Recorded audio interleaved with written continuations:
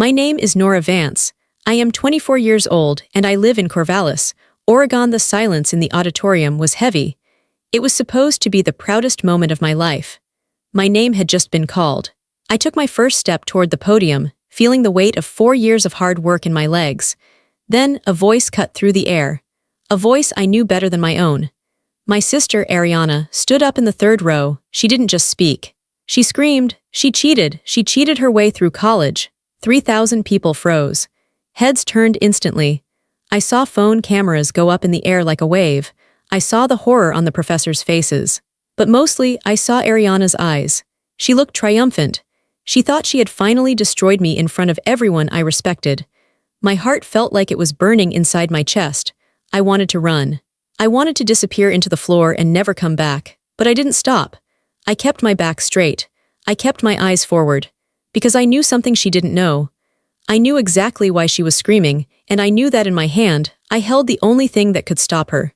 I wasn't the little sister who shrank away anymore. I kept walking. But before I tell you how everything flipped, like and subscribe, drop a comment. Where are you watching from? My name is Nora Vance. I am 24 years old. If you met me a year ago, you probably wouldn't remember me. That was by design. I learned how to be forgettable a long time ago. I learned that being invisible was the safest way to exist in my family. We grew up in Portland, Oregon, where the sky is gray for half the year.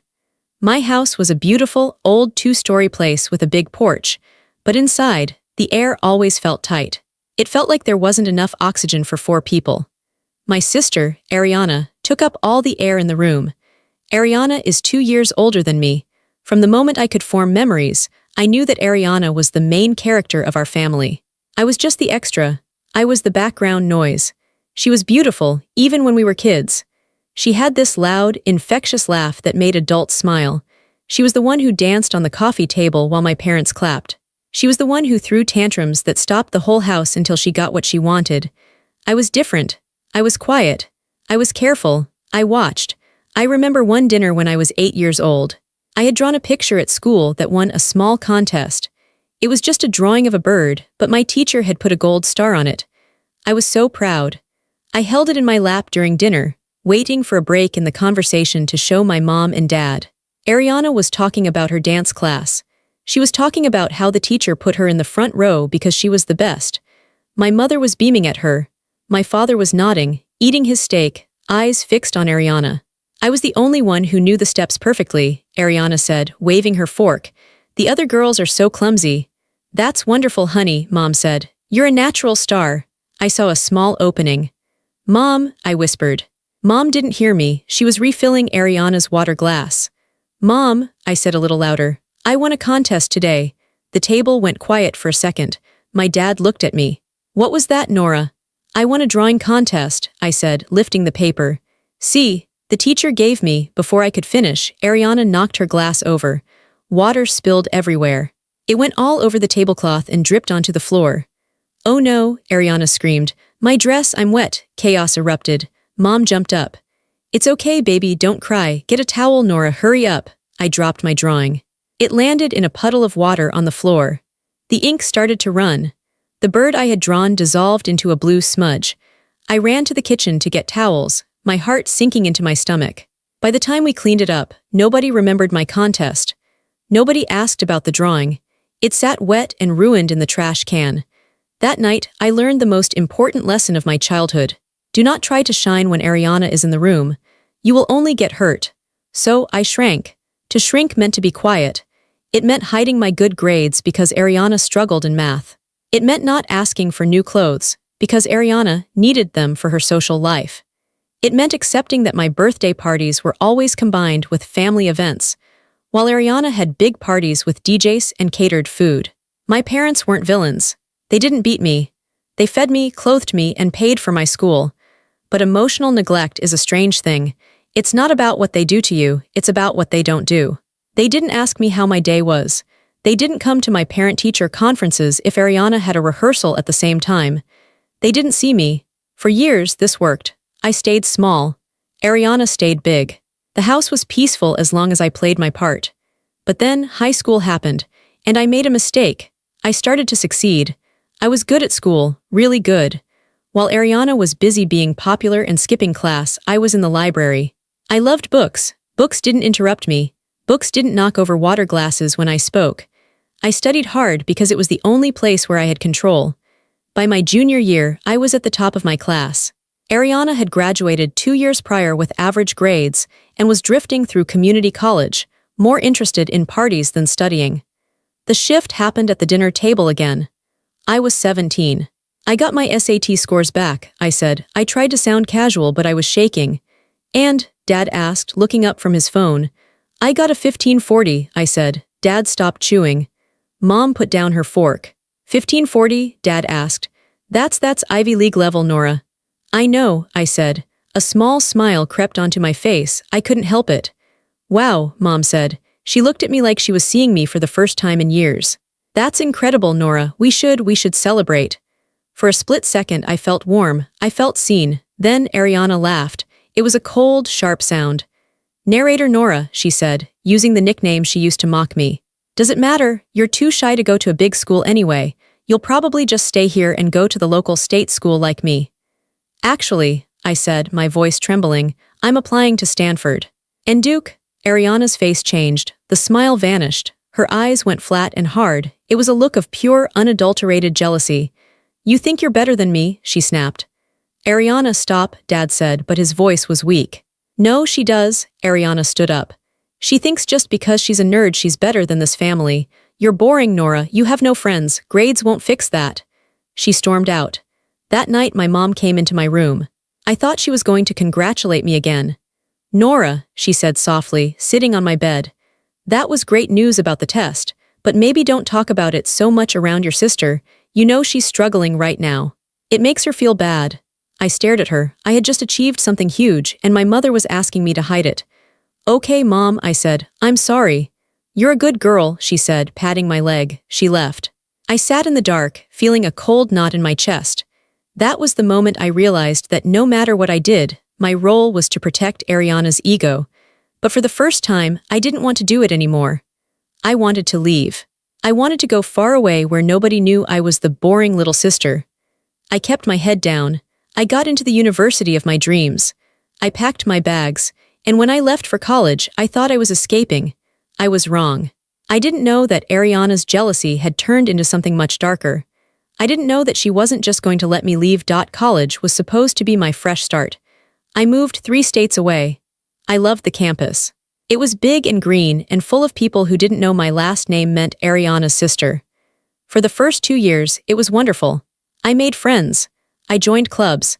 I had a roommate named Sarah who actually listened when I talked. I felt like I was finally breathing real air. But in my junior year, things started to get weird. It started with small things. Glitches, I told myself.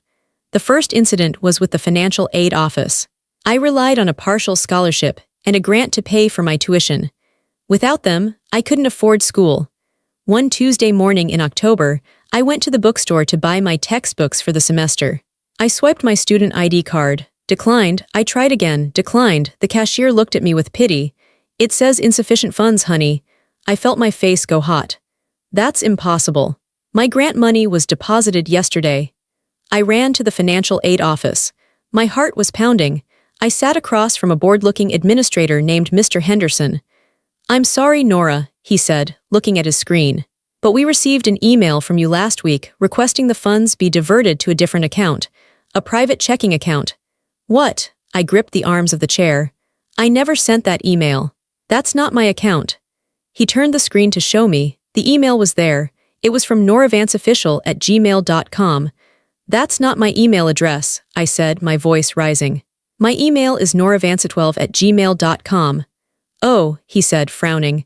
Well, it looked very official. It had your student ID number and a scan of your signature. A chill went down my spine.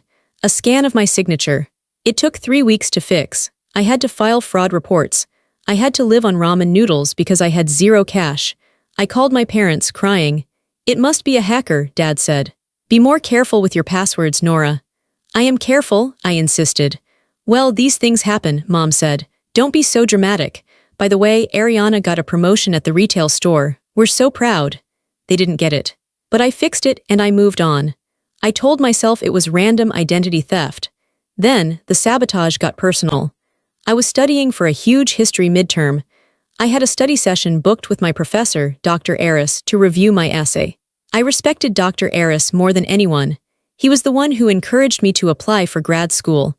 I walked to his office at 2 p.m. on a Thursday, notebook in hand. I knocked on the door. Dr. Aris opened it. He looked annoyed.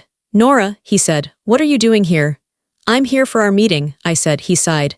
"You canceled it, Nora, 2 hours ago. You said you were sick and didn't want to waste my time."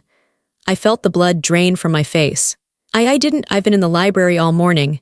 He looked at me over his glasses. He looked skeptical. "I got a call, Nora, from a woman. She said she was you. She sounded very upset." "It wasn't me," I whispered. "Look," he said, checking his watch. "I'm busy now. I gave your slot to another student. Please get your schedule together." He closed the door. I stood in the hallway, staring at the wood grain of his door. I felt sick. Someone had called him, someone who sounded like me. I went back to my dorm room. Sarah was there, typing on her laptop. She took one look at me and closed her computer. "What happened?" she asked. I told her everything. "The bank account, the canceled meeting." "That's creepy," Sarah said. "Who hates you that much?" "I don't know," I said, but deep down a tiny voice was whispering a name. I pushed it away. "No," I thought, "she's my sister. She's jealous, but she's not crazy. She wouldn't do this." But the glitches didn't stop. They got sharper. My food delivery orders would get canceled. My library books would show as overdue and lost, even though I had returned them, resulting in huge fines. Then came the whispers. I would walk into a lecture hall and people would stop talking. I would see girls looking at me and giggling behind their hands. One day, a guy I sat next to in biology leaned over. "Hey," he said. "Is it true?" "Is what true?" I asked. "That you buy your essays online." I dropped my pen. "What? Who told you that?" He shrugged. "I don't know, just heard it around. Someone said there's a whole forum post about it." I felt like the walls were closing in. I was working so hard. I was pulling all-nighters. I was earning every single grade. But someone was painting a picture of me that was a lie. I started to feel paranoid. I walked around campus looking over my shoulder. I changed all my passwords. I put a piece of tape over my laptop camera. I called home again. "Mom, weird things are happening," I said. "People are spreading rumors about me." "Oh, Nora, you're just stressed," Mom said dismissively. "You always get anxious during exams. Ariana says you were always like this, high-strung." "I am not high-strung," I snapped. "Someone is targeting me." "Don't yell at me," Mom said sharply. "We have enough to deal with. Ariana just broke up with her boyfriend and she's devastated. I need to go comfort her." She hung up. I sat on my dorm bed, holding the phone. The silence in the room was deafening. I realized then that I was completely alone. My family didn't believe me. My professors were starting to doubt me. My reputation was being eaten away by invisible termites. I didn't know who to trust. I didn't know where the attack was coming from, but I could feel the net tightening. And I knew, with a heavy, sinking dread, that the worst was yet to come. It was the spring of my senior year. I was 2 months away from graduation. I was supposed to be happy. Instead, I was living in a state of constant terror. The attacks had moved from annoying to dangerous. I woke up one Tuesday to log into the university portal. I needed to submit my final thesis proposal. It was worth 40% of my grade. If I didn't submit it by noon, I would fail the class. If I failed the class, I wouldn't graduate. I typed in my username and password. Login failed. Account locked. I tried again. My fingers were shaking. Account locked. Contact administrator. I looked at the clock. 10:30 a.m. I had 90 minutes. I grabbed my laptop and ran across campus to the IT center. I was sweating. My chest hurt. There was a line. I waited, tapping my foot, trying not to cry. Finally, I got to the front. "My account is locked," I told the tech guy. "I have a deadline in an hour." He typed on his keyboard. "Let's see, Nora Vance." He looked up at me. "Miss Vance, your account was flagged for suspicious activity." "What activity?" I demanded. "Multiple failed login attempts from a different IP address last night, and it looks like a request was made to delete your account entirely at 3 a.m. "Delete it?" I whispered. "I was asleep at 3 a.m. "Well, we locked it for your safety," he said. "I can reset it, but you need to come up with a very strong password." He unlocked it at 11:45 a.m. I ran to the library, logged in, and uploaded my thesis at 11:58 a.m. I sat back in the chair, gasping for air. I felt like I had just run a marathon. I looked at the screen. My thesis was safe, but for how long? That evening, Dr. Eris asked me to stay after class. The other students filed out. The room was empty. Dr. Eris sat on the edge of his desk. He looked tired. "Nora," he said, "I need to tell you something. And I need you to be honest with me." "I'm always honest," I said. My voice sounded thin. "The dean received a formal complaint this morning," he said. "An anonymous tip. It claims that you plagiarized your entire thesis. It claims you paid a service to write it." I felt the room spin. "That's a lie. I have all my drafts. I have my notes. You've seen me working on it for months." "I know," Dr. Eris said gently. "I defended you. I told the dean it was nonsense. But the complaint was detailed. It had dates. It had receipts from an essay-writing website with your name on them." "Fake," I cried. "They're fake. I believe you," he said. "But Nora, someone is trying very hard to ruin you. You need to prepare yourself. If this goes to a hearing, you need proof." I walked back to my dorm in a daze. It was raining. I didn't even feel the water. Sarah was in the room when I got back. She took one look at my wet clothes and my pale face. "Okay," she said, "that's it." She stood up and locked the door. She pulled the blinds down. "You are not crazy," Sarah said firmly. "And this isn't random. Random hackers steal credit cards. They don't try to get you expelled. They don't try to destroy your reputation." She sat me down. "Nora, think. Who knows your schedule? Who knows your student ID number? Who has a copy of your signature? Who knows that you're graduating soon?" I looked at her. Tears welled up in my eyes. I didn't want to say it. Saying it made it real. Saying it meant my family was broken forever. "My sister," I whispered. "Ariana," Sarah nodded. "It fits, the jealousy, the timing, the personal nature of it." "But how?" I asked. "She's not a tech genius. She barely knows how to use Excel." "She doesn't need to be a genius," Sarah said. "She just needs your old passwords. She needs your security questions. What's your mother's maiden name? What's the name of your first pet? She knows all of that, Nora. She's been you." I felt a wave of nausea. It was true. Ariana knew everything about me. She knew the name of my stuffed bear. She knew the street we grew up on. She could reset any password I made. "I can't prove it," I said. "If I accuse her without proof, my parents will hate me. They'll say I'm attacking her. They'll say I'm the jealous one." "Then we get proof," Sarah said. "Real proof, forensic proof. You need to hire a professional." "I don't have money," I said. "You have your savings," Sarah said. "The money you saved for a post-grad trip. Use it. Nora, this is your life. If she gets you expelled, you lose everything." I looked at my laptop. I looked at the thesis I had almost lost. I thought about the humiliation of being accused of cheating. I thought about Ariana's smile when I told her I got into Stanford. A cold, hard resolve settled in my chest. The fear didn't leave, but it changed. It turned into anger. "Okay," I said, "I'll do it." I found Noah Vance online. He wasn't a private eye with a trench coat. He was a digital forensic analyst.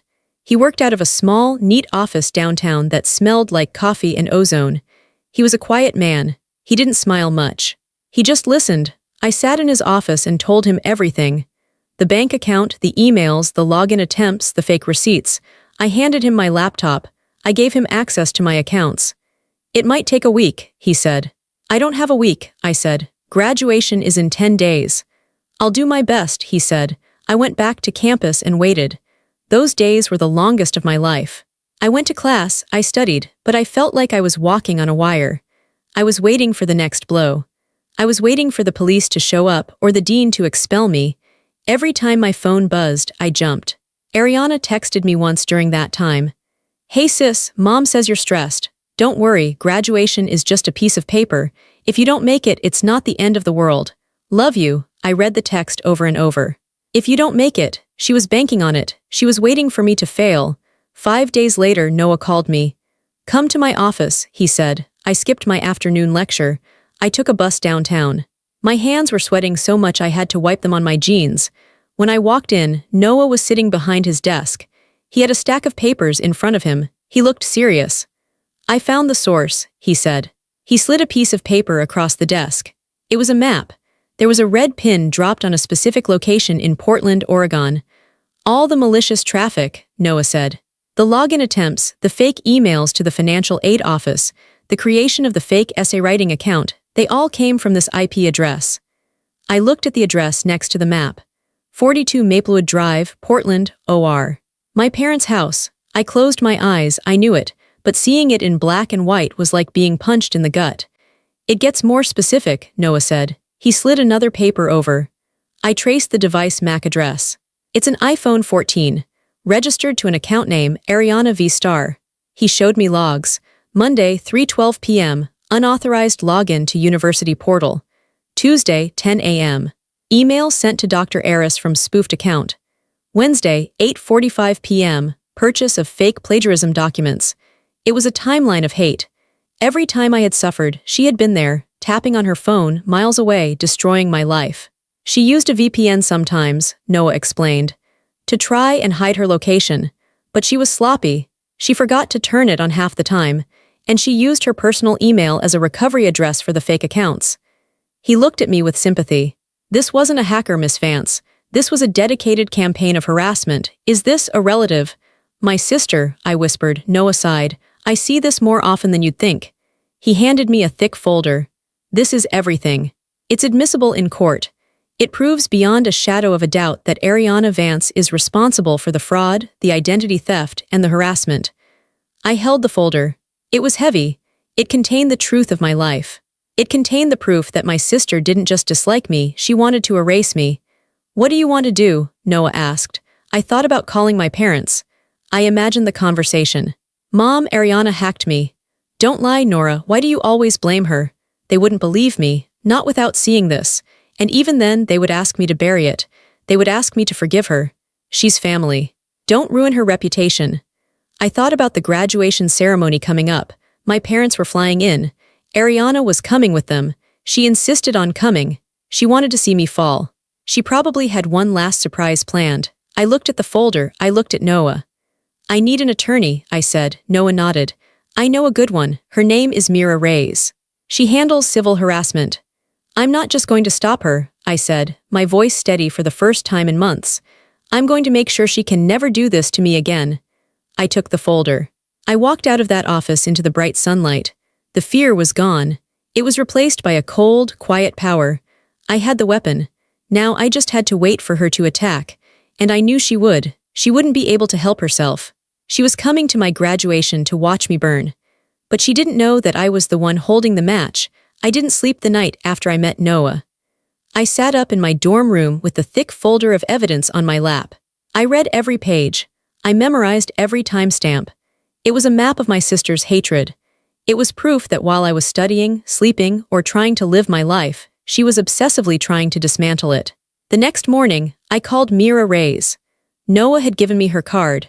She was a civil litigation attorney who specialized in harassment and digital stalking. Her office was in a high-rise building downtown. It was very different from Noah's cluttered tech room. It was sleek, white, and intimidating.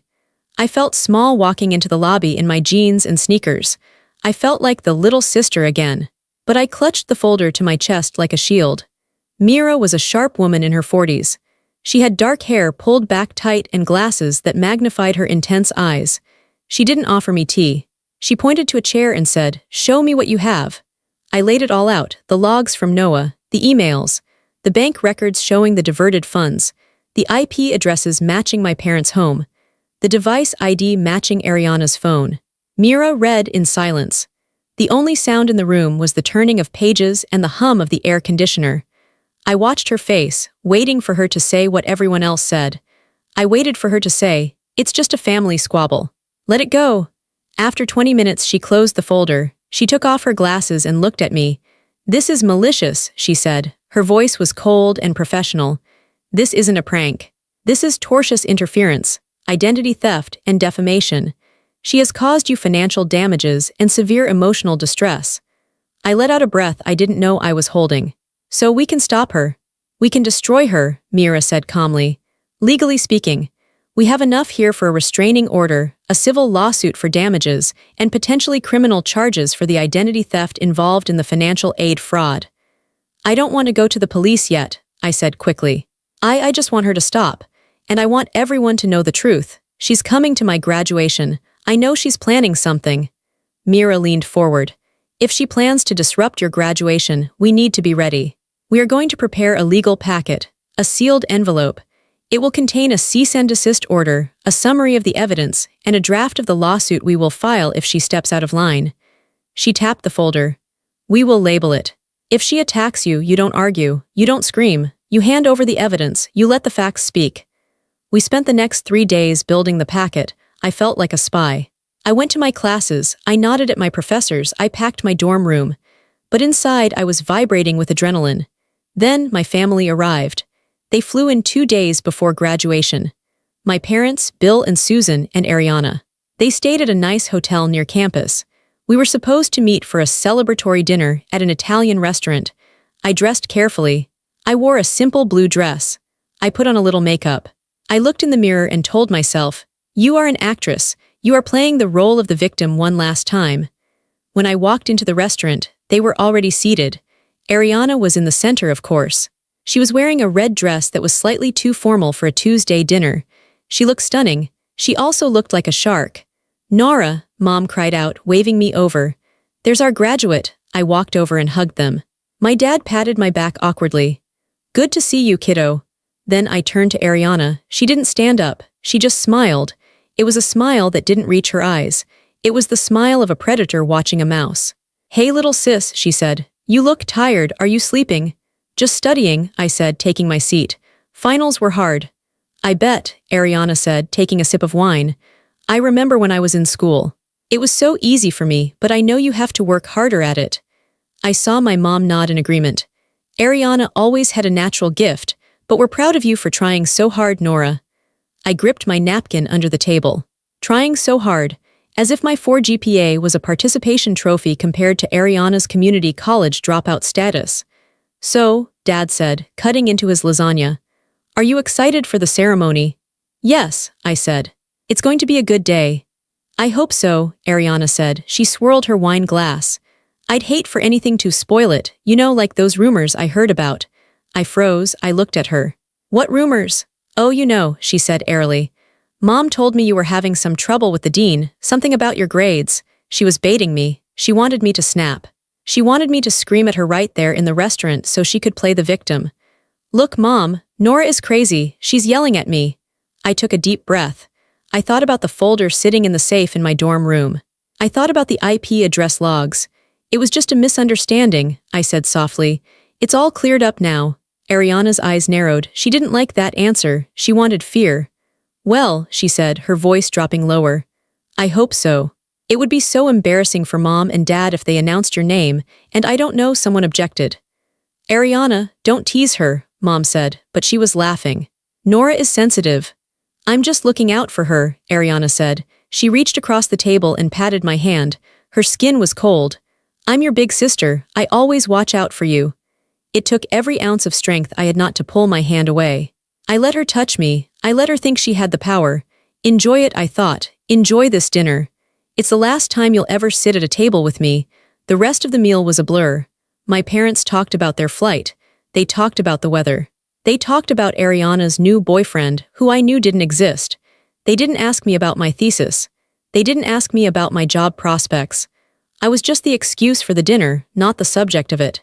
When we said goodbye outside the restaurant, Ariana leaned in to hug me. She whispered in my ear, "I know you cheated, Nora, and on Friday everyone else is going to know too." She pulled back and smiled brightly. "Night, sis. Get some rest." I watched them drive away in their rental car. I stood on the sidewalk, shivering in the cool evening air. I wasn't scared anymore. I was ready. I went back to my dorm. I took the sealed envelope out of my safe. I wrote a code on the front in thick black marker. "Ananetine," I texted Mira. "She threatened me tonight. She's going to do it." Mira replied instantly. "We are ready. Stick to the plan. Do not engage. Do not fight. Let her dig her own grave." I went to sleep that night with the envelope under my pillow. It felt like a gun. It felt like safety. For the first time in 22 years, I wasn't the girl who shrank. I was the girl who was waiting for the trap to spring. Knowing I was the one holding the trigger. Graduation morning was bright and painfully clear. The sky was a hard, brilliant blue. It felt like the world was in high definition. I woke up at 6 a.m. I didn't feel nervous. I felt a strange, icy calm. It was the feeling of a soldier putting on armor before a battle. I showered. I did my hair in a tight, professional bun. I put on my makeup, clean, sharp eyeliner, a neutral lip. I didn't want to look like a girl. I wanted to look like a woman. I put on my black graduation gown. I adjusted the cap. I looked in the mirror. The girl looking back at me wasn't the Nora from Portland. She was someone new. She was someone who survived. I picked up the envelope. I slid it into the hidden pocket of my dress under the gown. I could feel the sharp corner of it against my ribs. It was my secret. I walked to the stadium. The campus was buzzing. Thousands of students were milling around in black robes. Parents were carrying bouquets of flowers. There was laughter, shouting, the sound of the band warming up. I found my assigned seat. I was in the third row of the graduating class, near the aisle. It was a perfect spot. I scanned the audience. The stadium was packed. There were bleachers full of families. I looked for my parents. I found them. They were sitting in the VIP section. My dad had donated to the alumni fund years ago. They had great seats, right near the front, close to the stage. Ariana was with them. She wasn't wearing a guest outfit. She was wearing white. A bright, white cocktail dress that looked like something a bride would wear to a rehearsal dinner. In a sea of dark colors and casual clothes, she stood out like a beacon. She wanted eyes on her. She was wearing oversized sunglasses, looking bored. She was typing on her phone. I knew, with a sick certainty, that she was probably posting about me right now. The ceremony began. The music started, pomp and circumstance. We marched in. The speeches dragged on. The Dean of Students, Dean Miller, gave a speech about integrity and the future. I sat with my hands folded in my lap. My heart was beating a slow, heavy rhythm. Thump, thump, thump, then the names began. Adams, Baker, Carter. Each student walked across the stage, shook hands, took their diploma cover. The crowd cheered. It was rhythmic, safe. They got to the Timothy Vance. A boy 3 rows behind me walked up. Nora Vance. That was me. I stood up. The wood of the chair scraped against the floor. I took a step into the aisle. The moment I stepped out, it happened. Ariana stood up. She didn't just stand. She leaped up. She climbed onto her chair in the VIP section, towering over the people behind her. She ripped off her sunglasses. "Stop," she screamed. Her voice was amplified by the acoustics of the stadium. It cut through the polite applause like a knife. The band stopped playing. The dean froze with his hand extended. The entire stadium went silent. "Stop the ceremony," Ariana yelled again. She pointed a long, manicured finger directly at me. "She's a fraud," Ariana shrieked. She cheated her way through college. She bought her degree." The silence broke. A wave of gasps rippled through the crowd. 3,000 heads turned. People stood up to see who was screaming. Phones went up immediately, hundreds of black rectangles recording the drama. I stood there in the aisle. I felt the blood drain from my face, but I didn't look down. I looked at her. Ariana looked manic. Her hair was wild. Her face was twisted in a look of triumphant rage. "She plagiarized everything," Ariana yelled, turning to the crowd. "She's a liar. She doesn't deserve to walk. My parents are ashamed of her. We're all ashamed." My parents were frozen. My dad was pulling at Ariana's dress, trying to get her to sit down. My mom had her hands over her mouth, looking horrified, but they weren't stopping her fast enough. "Security!" the dean shouted into the microphone. "Security to the front." But Ariana was faster. She was reveling in it. Ask her about the bank fraud, ask her about the essays." The students around me stepped back. They looked at me with wide, fearful eyes. I was radioactive. In seconds she had turned me into a pariah. I could have run, I could have cried, I could have shouted back, "She's lying." But I remembered Mira's words. "Do not engage." I took a breath. I squared my shoulders. I lifted my chin. I started to walk. I didn't walk toward the exit. I didn't walk toward my parents. I walked toward the stage. "Look at her," Ariana screamed. "She's ignoring it. She has no shame." I kept walking. My steps were steady. 1, 2, 3. I could feel the eyes of the crowd on me. It felt like physical weight. I could hear the whispers starting. "Is it true? Who is that?" "That's her sister." I reached the stairs of the stage. My legs felt like lead, but I forced them to move. I walked up the steps. Dean Miller was standing there, looking confused and angry. He looked at me, then at Ariana, then back at me. He didn't know what to do. He pulled the diploma cover back slightly. I didn't reach for the diploma. I reached into my dress. The crowd went silent again, wondering what I was pulling out. A weapon, a phone. I pulled out the white envelope. It was thick. It was sealed. On the front, in bold black marker, it said Anonetine. I walked right up to the microphone, but I didn't speak into it. I stepped past it. I walked directly to the dean. I looked him in the eye. He saw that I wasn't crying. He saw that I wasn't hysterical. He saw a woman who was absolutely, terrifyingly calm. I handed him the envelope. "Dean Miller," I said, My voice was low, steady, and clear. "Please open this. It explains everything. And please check the metadata logs on page 4. He took it, confused. "And," I added, loud enough for the front row to hear, "please tell security to escort the woman in the white dress out. She is currently violating a pending restraining order documented in that folder." I turned around. I didn't run off stage. I stood there, next to the podium, and I looked out at the crowd. I looked directly at Ariana. She had stopped screaming. She was panting. She looked at the envelope in the dean's hand. She saw the way I was standing. For the first time in her life, I saw fear in her eyes. She realized that I hadn't just taken the hit. I had swung back. And I hadn't missed. The seconds ticked by like hours. The dean was ripping open the envelope. The sound of tearing paper was magnified by the microphone he was still standing near. Reap. He pulled out the stack of documents. The first page was a summary Mira had written on her law firm's letterhead. Bold, legal, undeniable. I watched his face. He read the first paragraph. His eyebrows shot up. He flipped to the next page. The page with the map of the IP addresses. The page with the police report number for identity theft. He looked up from the papers. He looked at the security guards who were rushing toward the stage. He pointed to the audience. He pointed directly at Ariana. "Remove her," the dean said into the microphone. His voice boomed with authority. "Remove that woman from the premises immediately."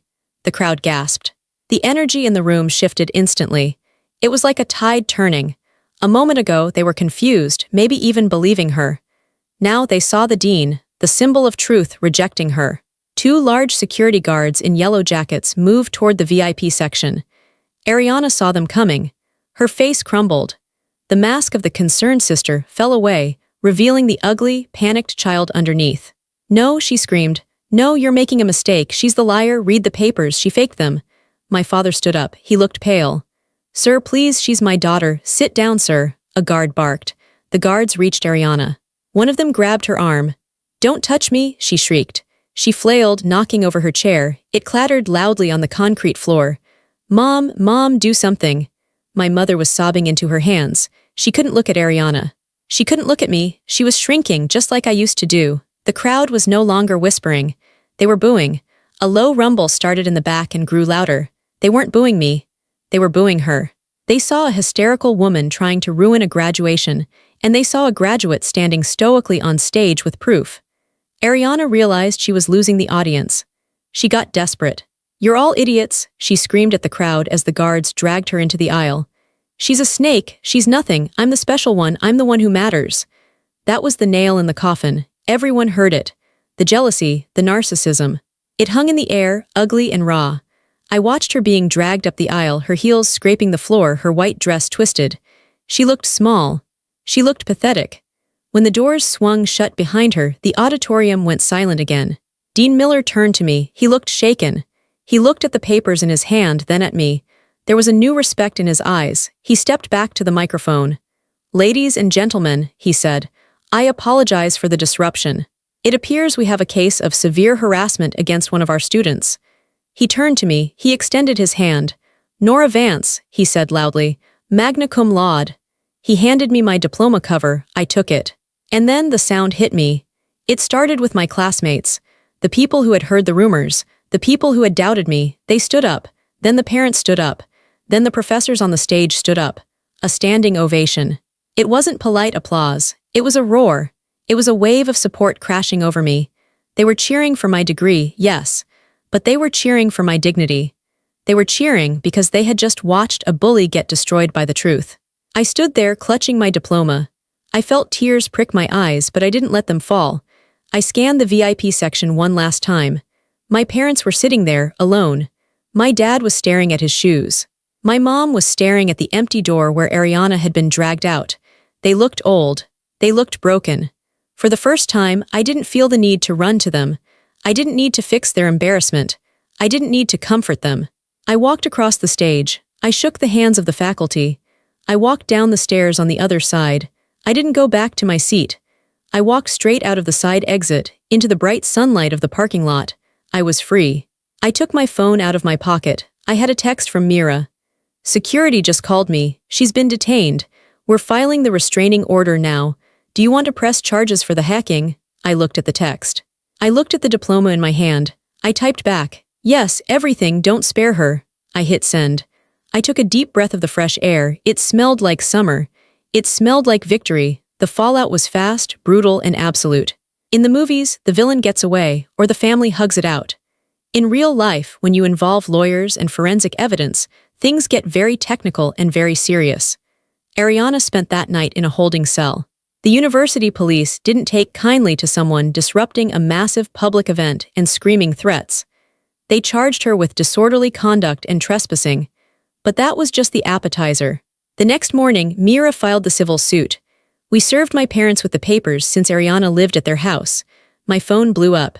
Dad 10 calls, Mom 14 calls Dad. Nora, please pick up. We need to talk. Mom, you can't do this to your sister. She's having a breakdown. Please, honey, be reasonable. I didn't answer. I blocked their numbers. I routed everything to Mira.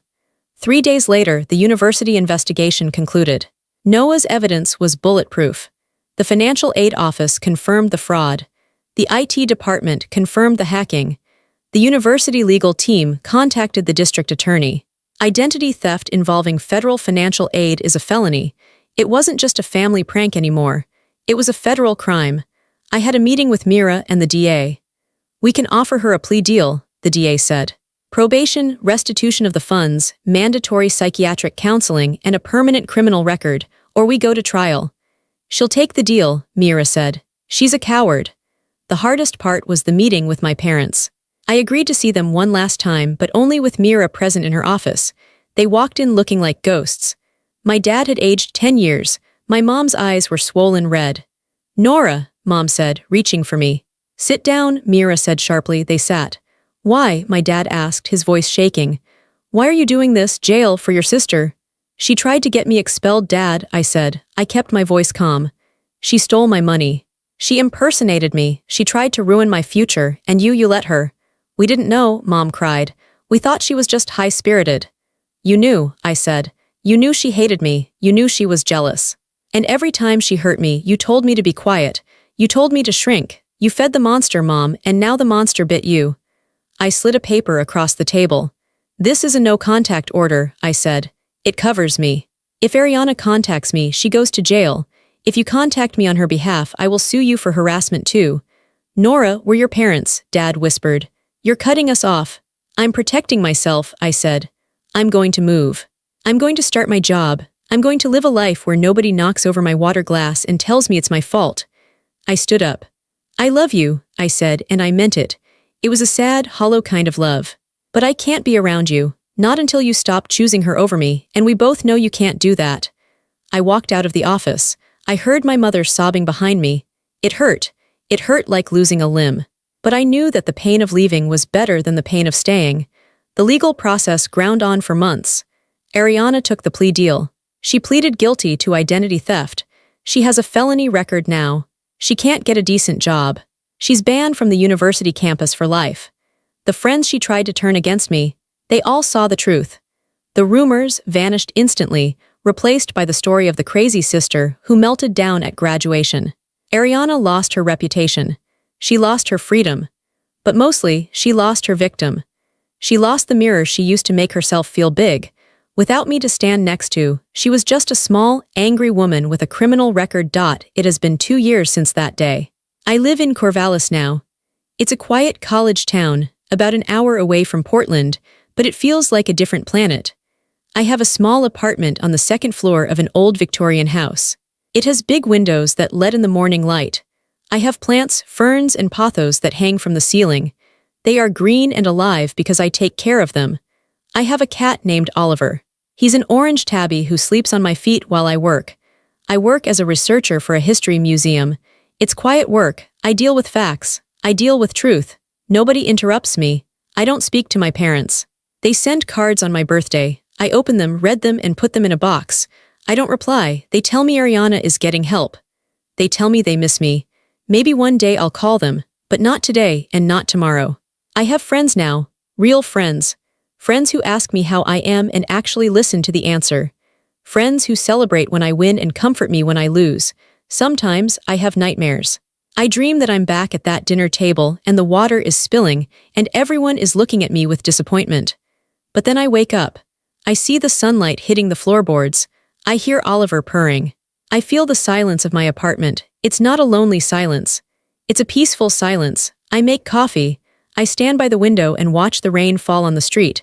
I think about the girl I used to be. The girl who shrank. The girl who apologized for existing. I wish I could go back and hug her. I wish I could tell her, hold on, you're smarter than them, you're stronger than them, and one day you're going to prove it. But she knows. Somewhere inside me, she knows. If you are reading this, and you feel small, if you feel like you are the background character in your own family, if you feel like you have to set yourself on fire to keep someone else warm, please listen to me. You don't have to shrink, you don't have to be quiet, you can walk away. You can build a house of your own, brick by brick. It will be hard. It will hurt. But the air on the other side, it is so sweet. It is the air of freedom, and it is all yours.